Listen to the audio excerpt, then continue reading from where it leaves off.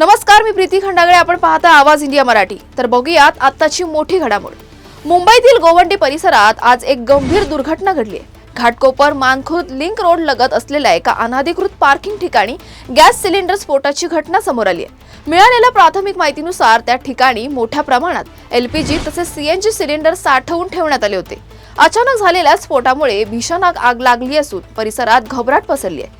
घटनेची माहिती मिळताच मुंबई अग्निशमन दल तात्काळ घटनास्थळी दाखल झालं असून आग आटोक्यात आणण्यासाठी युद्ध पातळीवर प्रयत्न सुरू आहेत.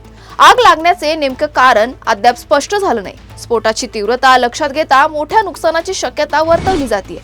सुदैवाने जीवितहानीबाबत अद्याप कोणतीही अधिकृत माहिती समोर आली नाहीये.